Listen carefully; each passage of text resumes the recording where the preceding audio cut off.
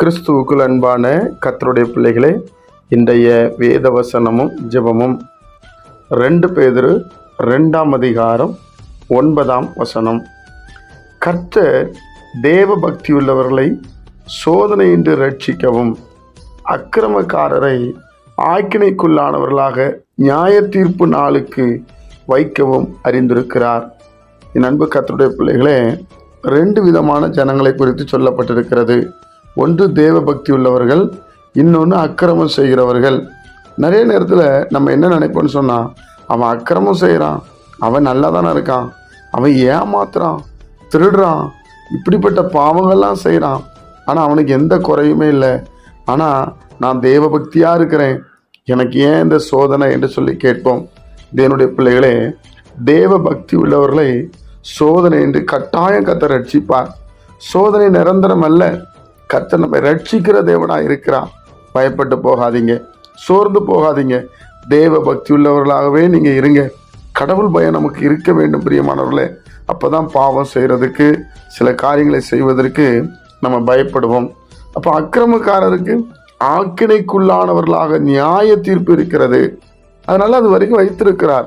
உடனே அவன் சாவதில்லை. ஒருவேளை அவன் பின்னாடி மனம் திரும்பிட்டான்னா பரலோகராஜ்யம் சந்தோஷப்படும்ல.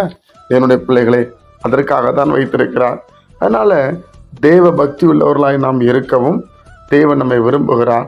தெய்வத்தின் மேல ஒரு பக்தி இருக்கணும், பக்தியா அவரை தேடணும். அவருக்கு முன்பாக நம்ம தாழ்மையா இருக்கணும். மற்றவங்க அறிஞ்சுக்கிடணும் இவங்க கடவுள் பக்தி உள்ளவங்கன்னு சொல்லி. தேவனுடைய பிள்ளைகளே, உங்களுக்கும் எனக்கும் கர்த்தர் உதவி செய்ய உண்மையுள்ளவராய் இருக்கிறார். அக்கிரமக்காரருக்கு ஆக்கினை தீர்ப்பு இருக்கிறது. நீங்களும் நானும் அக்கிரமம் செய்தாலும் கட்டாயம் இந்த நியாய தீர்ப்பை நாம் பெற்றுக்கொள்வோம். அது நடக்கும். இயேசு நியாயாதிபதியாக இறங்கி வருவார். அவர் வரும்போது நம் குற்றமற்றவர்களாக இருக்க நம்ம முயற்சி செய்ய வேண்டும்.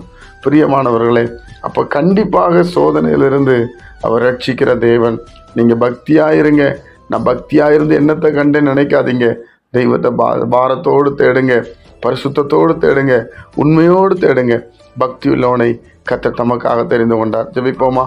பரிசுத்த பிதாவே, உம்முடைய குமாரன் இயேசு கிறிஸ்துவின் நாமத்தில் வருகிறோம்.